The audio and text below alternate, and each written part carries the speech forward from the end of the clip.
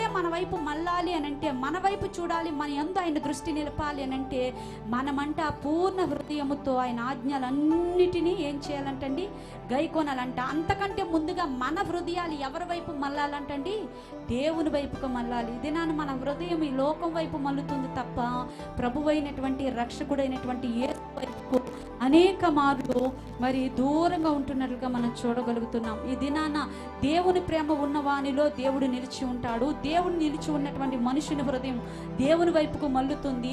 దేవుని వైపుకు మళ్ళిన మనుషుని వైపు దేవుడే మళ్ళీ ఆయన దృష్టి నిలిపి ఆ వారిని దేవుడు ఆశీర్వదిస్తాడు. కనుక యేసు చేసినటువంటి త్యాగమునకు మనం ఏమిచ్చినా కూడా రుణాన్ని తీర్చలేము. కానీ ఈ దినాన్ని, ఈ రక్షణ భాగ్యాన్ని, ఆయన బల్లలో చేపెట్టేటటువంటి మరి ఆధిక్యతను దేవుడు మనకి ఇచ్చాడని అంటే, మన బలహీనతలన్నిటినీ భరించాడండి, మన పాపాలన్నిటినీ క్షమించాడు.